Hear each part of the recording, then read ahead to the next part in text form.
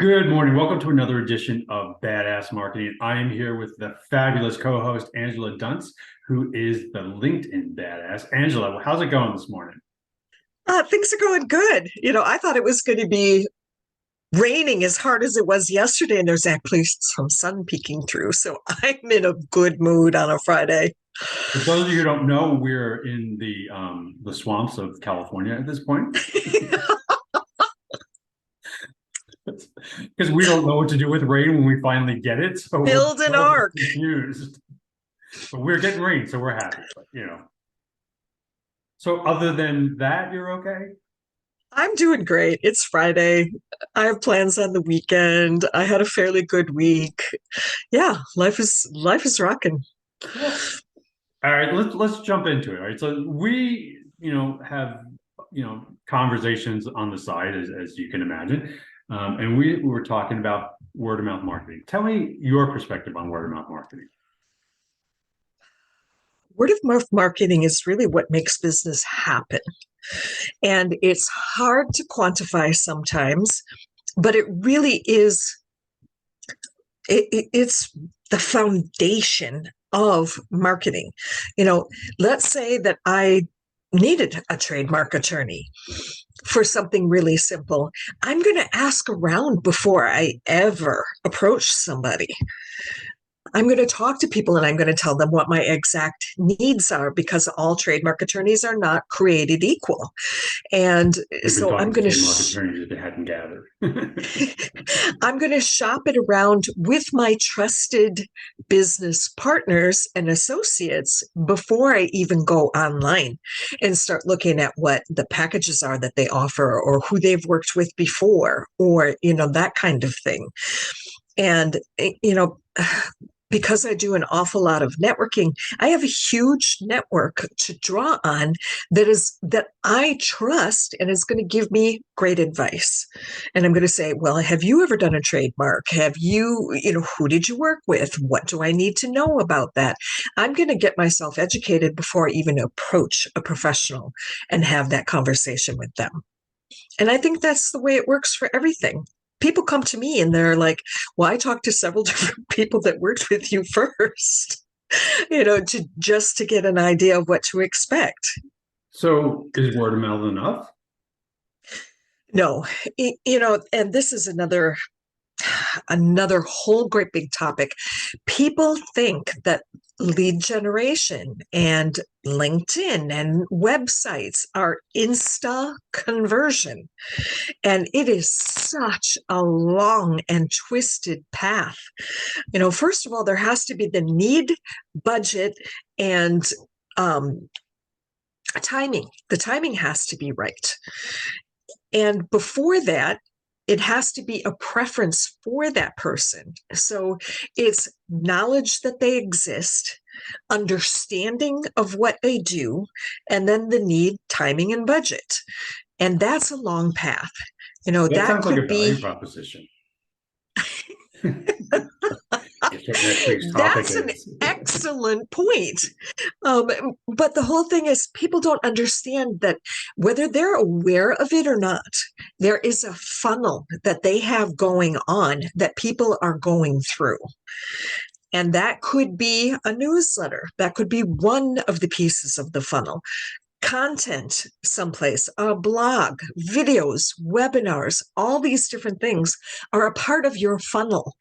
And where the magic happens is when you take word of mouth and really create a comprehensive, intentional funnel so that you have significant and relevant touch points with these people, so that when they're ready, they have the need, timing, and budget, that you're their choice.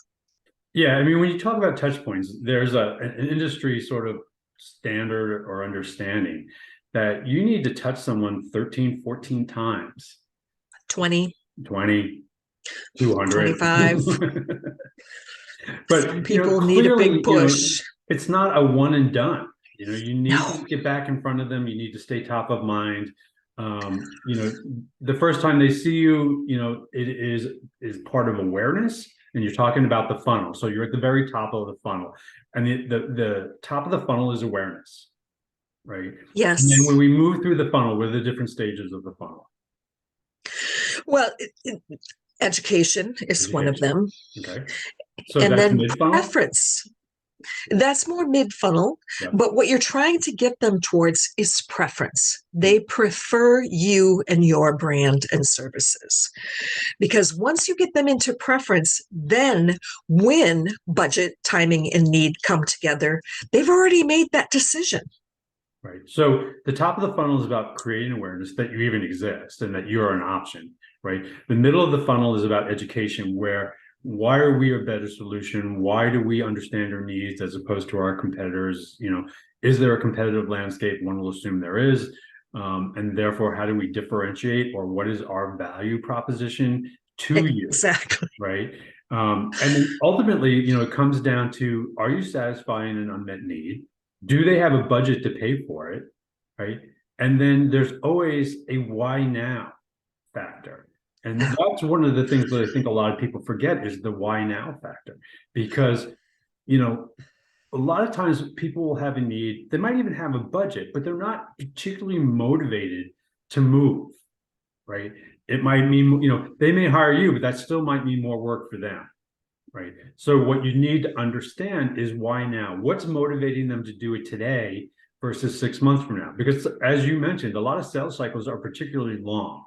So for us, what we need to do is we need to sort of push that why now with FOMO. You're missing out. So Yes. we need to sort of say, well, yeah, you can wait 6 months, but if you do, you're going to miss this or you're going to miss that, right? So part of our There's an motivation, opportunity cost right? to that. Fear of missing out. Something, you can wait, but hey, things are happening, the world's moving, life's moving on. You may miss this opportunity. And that is Your also part, I competitors think, of, might get there first. might get there first. Somebody else might hire us, and we might do the same thing we would have done for you, but we'll do it for somebody else, and they'll get a better position. And I think that's also a factor in the bottom of the funnel, is that FOMO aspect of, why is it important to do this now versus later?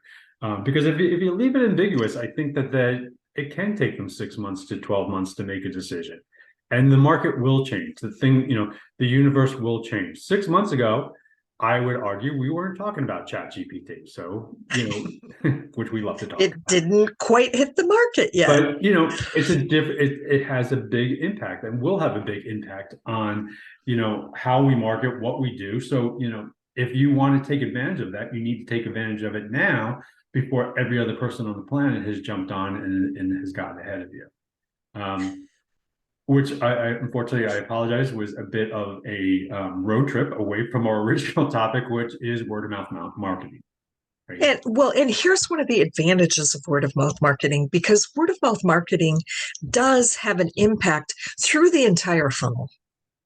It's not just something that starts at the top and then it's over with. It goes all the way through the funnel. And that's why word of mouth marketing is still one of your best bets. Absolutely. I mean, if I'm going to hire somebody that I don't know, right, I'm going to ask people, if I'm hiring a lawyer, patent attorney, for example, I'm going to look at and talk with my resources, my network, which is, like you said, we both have pretty extensive networks, and say, like, who do you recommend? Who's good at this? And they're going to give us recommendations, and I'm like, what's their style? What's what can I expect? Because if somebody that I trust and love, such as Angela Duns, tells me this is a good person, I am going to take that. Like, I know Angela, right? She has to deal with me next week, so she's not going to give me somebody who isn't, because she knows she has to deal with me, and Lord knows that's never pretty. So she is going to think about who it is that she's going to refer to me. So I'm going to put a considerable amount of weight in that consideration, right? I may or may not go with her choice, but it's going to influence who I ultimately go with. And there are an awful lot of questions to ask too, and our reputations are on the line when we refer somebody. So we don't do it lightly. It is a very reliable way. And so I'm going to stop you on the "we don't do it lightly" aspect, and sort of push back on that, right? Because being in a network, and when you're in a network, there is a certain amount of pressure to make referrals, right? And Yes. so you are looking for opportunities because that's part of what you do in networking is a give and a take. So you are trying to make these referrals. You do know these people, and I'm not suggesting by any means that we're making bad referrals intentionally. However, sometimes we're making referrals to make a referral versus making sure that we have the right solution for the particular problem that is in front of us. Yeah, and I really like to think of it more from a holistic point of view. I have a huge network of LinkedIn consultants that I know, and I happen to know what their sweet spot is. And if somebody comes to me and they're a PhD, I am not their person. My brain does not work like that.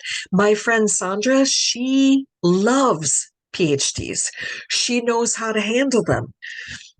That's the world that she works in. So I'm going to hand them off to her. So knowing when you're giving a referral, knowing that that other person that you're giving the referral to is going to be responsible is also part of the deal.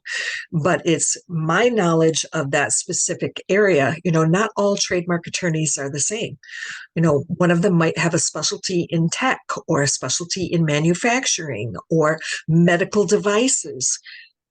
I'm not going to trust them with something that's completely outside of that realm. Sure, they might be able to do it, but maybe there's somebody that's better. So that's part of referral marketing also is trusting that the person you're giving the referral to is going to do the right thing and knowing the right person to hand it off to. And I'm going to talk about it from the other side of it, right? I have been, and I imagine you have as well, has been a recipient of a referral, right? Where it wasn't a great referral. And it wasn't a function of the person making the referral having bad intent or not doing it, right? What it was is, for whatever reason, their perception of what I do and what I offer, I hadn't made, they didn't understand what I offered. They didn't understand what we were doing. So my job, and then I think what happens in a lot of cases with that, especially within referral marketing, is we get a bad referral and we just appreciate that they think of us and they gave us the referral and we leave it at that, right? Which doesn't help anybody at all. What you need to go back and it's like, hey, Sally, I appreciate that referral. However, I'm not really looking to build somebody's website. What I'm looking to do is I'm looking to build an ongoing relationship, which means they have to have ongoing content needs. And therefore, while I appreciate you thinking of me, that probably wasn't a good fit for me, right? So that the next time Sally runs across somebody looking to build a website, that's, unless they have an ongoing content need, I'm not the right person for that. And that's part of the referral, marketing is also understanding, how to help the people who refer to you to refer the right types of clients. And I think that's one of the parts that we tend to drop the ball because we're just so appreciative that someone's sending us referrals. We're like, oh my God, I got a referral. And that we don't want to mess with that we don't go back and like, hey, not a good one. You know what I mean? And again, Right. I don't think they had bad intent when they sent the referral. They just probably didn't understand what we were looking for, and that's our fault. Right. Right.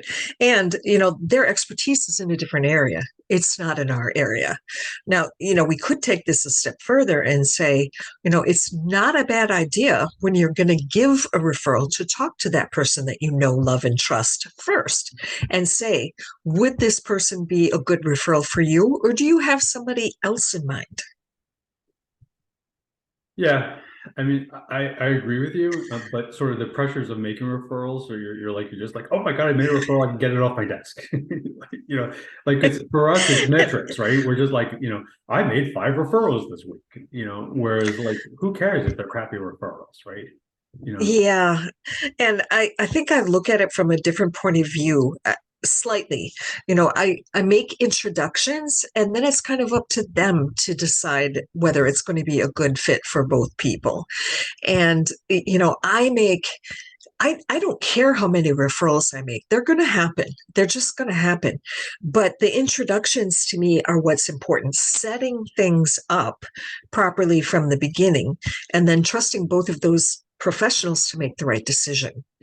Yeah, and I'm not pressuring them into doing business with somebody they don't want to do business with. What I'm suggesting is after you've made that introduction down the road, when you run into Sally again, like, how was that? Was that the right Educating type them. of Yeah, person? And Sally's going like, oh, they were okay, but I'm really kind of looking for this type of client.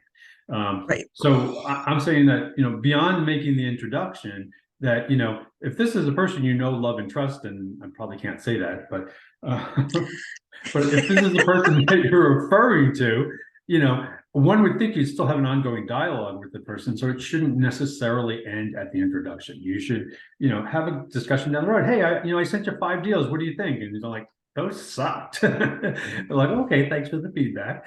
Why? Because we like to ask the 5 whys. Why did they suck? Because you completely don't understand what I do for a living. But other than that, they were great. Thanks. Thanks for thinking of me. Yes. So, yeah. So, really, what we're talking about is referral partnerships and relationships. So, mutual understanding of what people do. And I'm telling you, you get a couple of good referral partnerships set up, and that's golden. Everybody wins in those kinds of situations. But that is a deeper relationship, and it requires a constant feedback loop going in all directions. I just referred somebody to an SEO specialist, and they weren't the best fit. Yeah. And that is really important knowledge for me, and knowing the size of company that they like to work with, the industry of company that's good for them. Whether or not they can do global work. There's lots of different things to find out to really start narrowing things down so that you're giving them an ideal client and not just a client. And so but I mean, so we have this word of mouth, and that should be enough, right? What's wrong with word of mouth? Word of mouth, I was having a discussion the other day with one of my friends, and after we started thinking about it, both of us realized that some of our worst referrals were from people that we really loved. And so we had a really in-depth conversation about how to educate the people that are closest to you about what it is that you do. And so word of mouth is not enough. I think that constant feedback loop is something that's really important. Now, the easiest way to really illustrate what it is that you do is to tell stories. So a client came to me, this was the challenge that they had, this is the reason why it was important to them at the time. Here's what we did together, and here's what they were able to go and do. Now, that's illustrative of the kinds of problems we can help solve for somebody. So those really quick, easy stories they give you better referrals. But I also think there's an aspect of word of mouth is reliant on being top of mind. Mm, Right. So one of for the sure. challenges, I have some, I love getting a word of mouth referral, right? But my sister, who's not in the business, will occasionally throw a word of mouth referral my way, which is fine and it's great. And I love her and I appreciate her for thinking of me. But she does it twice a year, right? Because that's only, which is probably a lot for her. But what I'm saying is that doesn't sustain my business. So, waiting Yes. for that opportunity passively is not going to work. It's Yes. not enough. Word of mouth by itself is not going to be enough. We need to No. actively engage in a network to make sure that we remain top of mind. Yes. And there's a couple pieces and parts to that. Do you have a digital network? Do you have a physical network? And are you staying top of mind with all of those different pieces and parts? Because there are many opportunities to intersect with your prospects so that they understand what you do better. And we're talking about, for most people, what we're talking about on top of what you do for a living, right? To manage these networks and everything like that. This, we're not talking about, a dedicated lead generation person in a large firm. We're talking about the sole prop who's like, oh, by the way, you have to do marketing. And, you need to go to networking events. You need to do all this kind of stuff, right? And that's on top of what they do for a living. So, Yes. that is also part of the challenge is how do you carve out time when you're already busy? And there's so many ways, this whole word of mouth thing is just so interesting. How do people find out about you so that word of mouth actually works? And I think even before some of that, you have to think about somebody's personality when you're talking about how they do business development. Not everybody is going to do public speaking, but maybe they're a good networker. So there have to be opportunities for you to get in front of people for word of mouth to even happen. So networking, speaking, doing webinars or workshops, things like that, where you can meet people so the word of mouth actually happens. I would also suggest that you work with someone like myself or like Angela to get your messaging concise. Because if it's going to And take you like half an hour to consistent. explain what you do, I've moved on, as has most of your audience. So we make it a very crucial outcome to be able to distill down your value proposition into a single sentence.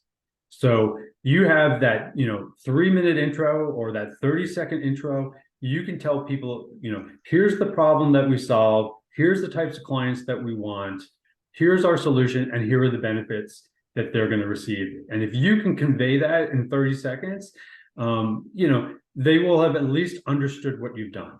They may or may not have a lead for you, but they will have. Versus if I've had people who 30 minutes into telling me what they do, I still don't have a clue. Like, what?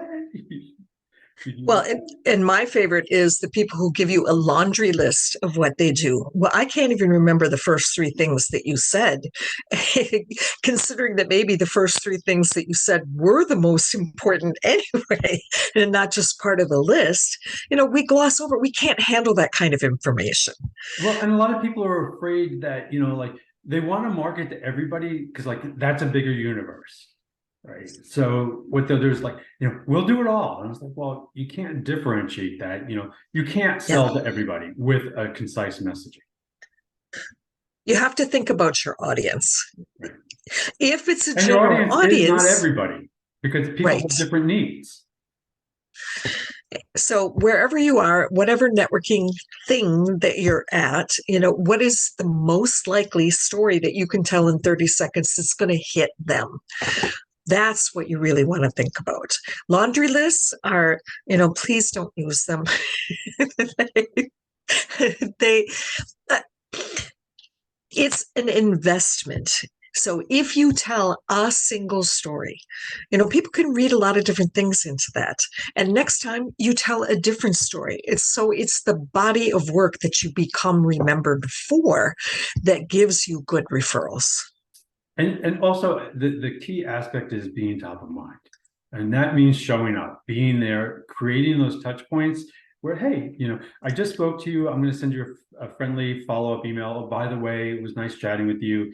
Here's some of the things that we do. Just creating another touch point because I have a short memory. I'm old. I forget stuff.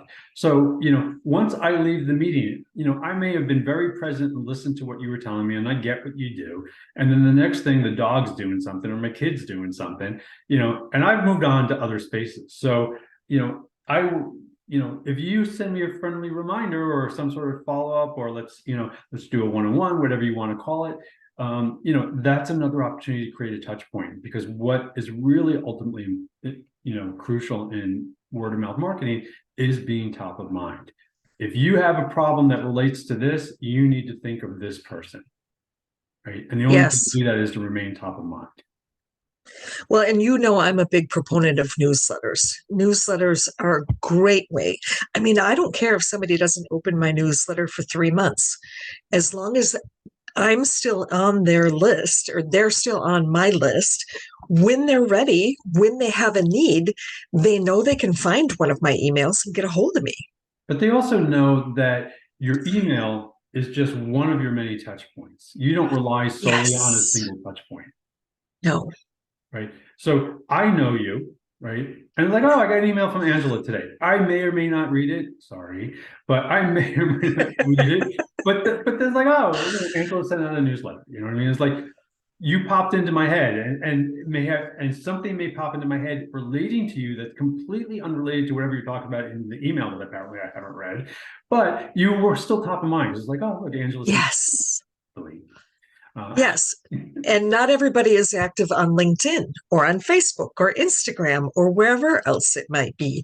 And maybe they can't remember your website, but having different touch points available for them is what's really important. And knowing your ideal entry level client and what their habits and behaviors are. We're busy people. What is going to be the most convenient method for them for you to stay top of mind without being too invasive?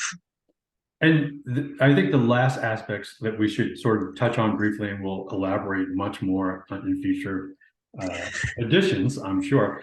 But this isn't a one-sided game, right? Because we've been talking about people referring to you and what's important for them to refer to you.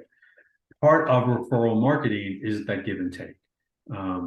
Because if I get 3 deals from Angela, and then somebody I don't know is like, oh, you should give your business to Sally, because we're going to pick on Sally's today, right? I'm like, I'm not going to dislodge Angela. Angela is the person who sends me business on a regular basis, right? So there's, part of the referral marketing is you doing your part and making those referrals and making sure that when you make a referral, you follow up and like, hey, how did that work out for you? Was that good? Or, did I miss the mark? What's the deal? So that, you have a better understanding of what your network partners are looking for. Well, and I think there's another piece of it that we haven't touched on it yet, too. There are some people that can refer to you that you can't refer to. And so in those cases, I try to give them some other thing of value.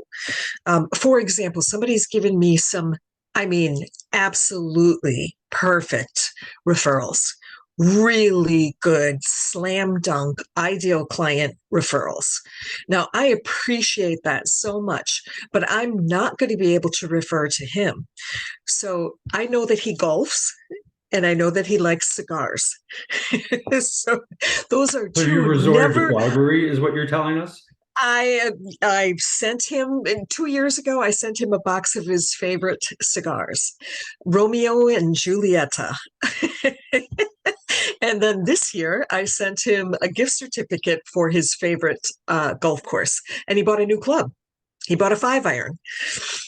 I'm not above bribing people. However, another approach could be, you may not have a direct referral, but can you make an indirect referral to him? Right?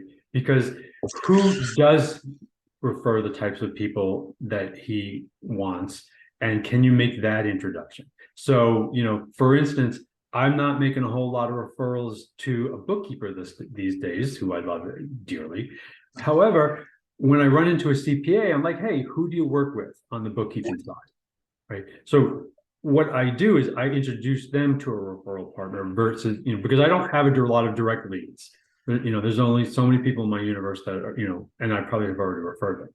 So, as an alternative to bribing them with cigars and golf, you could look in your network to see if there's an alternative introduction to be made, right? Can you introduce them to someone who has those types of leads that you don't have? And I did recently have that opportunity as well. He's across the country, and I was able to hook him up with some professionals that are fantastic referral partners for him in his area in Florida. So and the bottom line is that has the same value, or better, because they might refer multiple people, but then a direct referral, right? Because you're still sending business their way, which is, at the end of the day, they will remember that. They will remember, like, oh, she referred and I got business. Whether it was direct or indirect, a referral is a referral. And the more you do this, the more you understand how to do it well and keep that whole wheel turning in both people's directions. And that's the journey we hope to take you on, right? So, in our future discussions is to take you on this journey of like, how do you do this? Because top of mind is important. Word of mouth is probably the best type of marketing you'll ever do, but it's not quite efficient. You need to be actively engaged. You can't sit around and wait for word of mouth to happen. And Exactly. people do. Right? Well, and it's just like a website. It is not build it and they will come. Right. There is a process that is involved with that. Well, and the other part of that too is, um, you know, sometimes it works in the beginning and then it drops off because, if you have a good referral partner, then they give you everybody they knew that is related to you, and then they exhaust that pool of people. So like, you're like, I've got a couple of referrals where I'll get like 2 or 3 referrals from somebody in a row because I'm a new resource to them and they have people with that need, but they exhaust that need. Like, I don't have any more people who need that. Right. So, we need to keep building that network because, Right. we're going to exhaust our partners if we just depend on 1 or 2 of them. Right. Right. So where are we Good going point. next week? What are we going to talk about next week? Well, I really love this whole idea of websites and what the shift in the role of a website has taken. I've been asked point blank several times when I speak, do you still need a website if you're a certain size business? And, or I've had the comment, websites are so static these days. And I'd really like to unpack that and just examine that a little bit further and find out what best practices are in our space, solopreneurs, small businesses, that kind of thing. I'm biting my tongue because I have an opinion, but we'll save that for next time. So come back next time. We'll talk about, do you still need a website? Excellent. Angela, Have a great as weekend, always, a everybody. pleasure. Thank you very much. We will see you next week and we'll continue to do some badass marketing. Excellent. We will.